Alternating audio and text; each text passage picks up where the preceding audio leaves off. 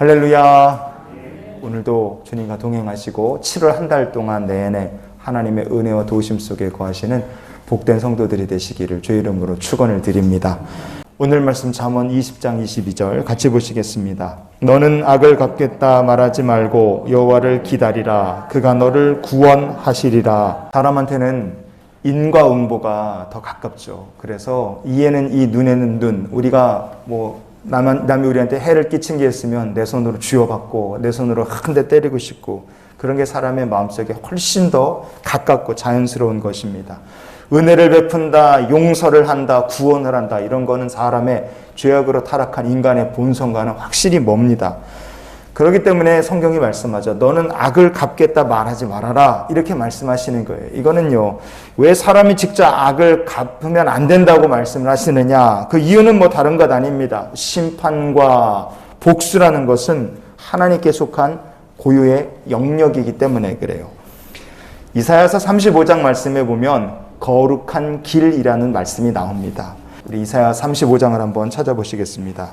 거기에 대로가 있어 그 길을 거룩한 길이라 일컫는 바 되리니 깨끗하지 못한 자는 지나가지 못하겠고 오직 구속함을 입은 자들을 위하여 있게 될 것이라. 우매한 행위는 그 길로 다니지 못할 것이며. 아멘. 거룩한 길은 구원의 하나님을 향하여 나가는 길입니다.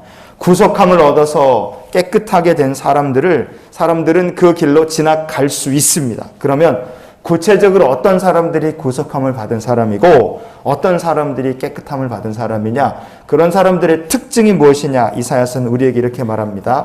이사야서 35장 4절 말씀을 같이 보시겠어요? 겁내는 자들에게 이르기를 굳세어라, 두려워하지 말라. 보라, 너희 하나님이 오사 보복하시며 갚아주실 것이라. 하나님이 오사 너희를 구하시리라 하라. 아멘. 원수를 향하여 분노를 마음에 품을 수도 있습니다. 사무치는 원한을 가지고 세상을 살 수도 있어요. 또 두려움을 느끼며 벌벌 떨면서 살 수도 있습니다. 하지만 거룩한 길을 지나갈 수 있는 사람들은 어떤 사람들이냐? 우리 인생에서 느끼는 모든 원한과 분노와 그리고 두려움마저도 하나님께 철저하게 다 맡긴 사람들입니다.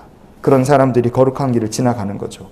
성도가 할 일이 여기서 명확하게 규명이 되죠. 하나님께 우리의 삶의 모든 길을 다 맡기는 것입니다. 그리고 기다리는 거예요. 왜 기다려야 되느냐? 하나님께서 공의로 정확하게 판단하시고 심판하시기 때문에 그렇습니다. 이사야서 59장 17절 18절을 우리 읽어보시겠습니다.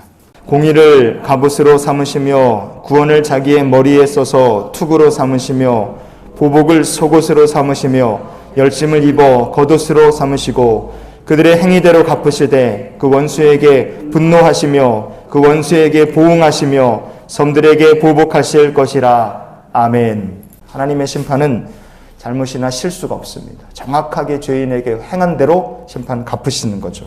사람은 어떨까요? 2차 세계대전이 끝난 다음에 있었던 일입니다. 독일이 프랑스를 4년 동안 점령을 했었어요.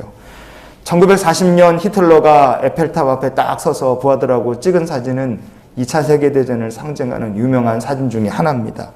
그런데 전쟁이 끝난 다음에 프랑스에서 무슨 일이 있었느냐? 이 나치 점령 4년 기간 동안 프랑스 사람 중에 독일에게 협력했던 사람들을 다 색출해서 10,000명 이상의 사람들이 재판도 신문도 없이 즉결 처분, 총살을 당하거나 매에 맞아 죽거나 아니면 교수형을 당해서 그냥 즉결 처분으로 그렇게 죽었습니다.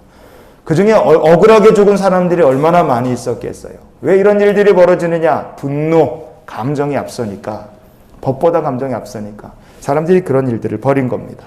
여러분, 만약에 하나님께서 죄 많은 타락한 인간들을 향해서 하나님께서 감정 따라서 만약에 분노하시고 보응하시고 심판하셨다면 우리 중에 용서받고 구원받을 사람 한 사람도 없을 겁니다.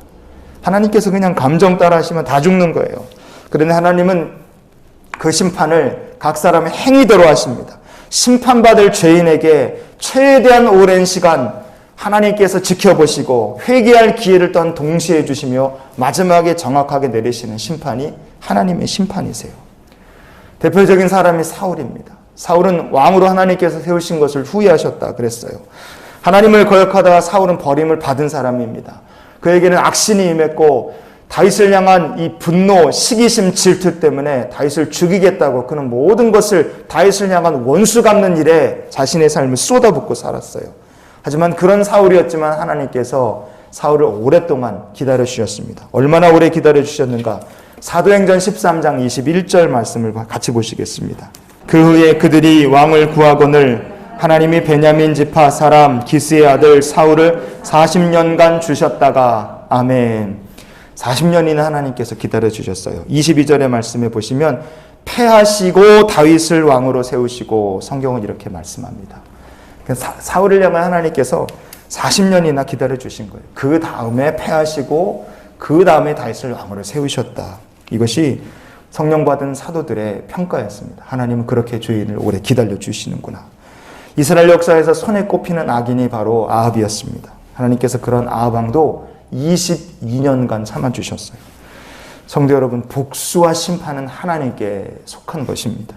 오늘 말씀을 그래서 이렇게 정리해 보면 우리의 분노의 칼은 하나님의 사랑의 불에 다 녹아서 없어지게 될 줄 믿습니다. 우리를 겨누던 원수의 칼도 하나님의 공의 심판의 불에 또한 다 살라서 없어지게 될 줄 믿습니다.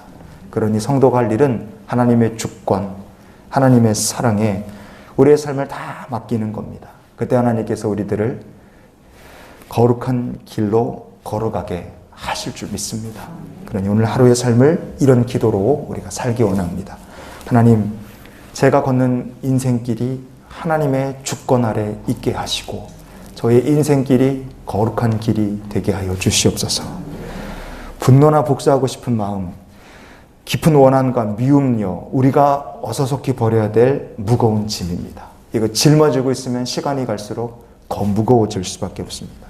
하나님께 다 맡기고 우리 이 복수하고 싶은 마음속의 상한 감정마저도 다 해결받는 복된 삶이 되시기를 주님의 이름으로 축원을 드립니다.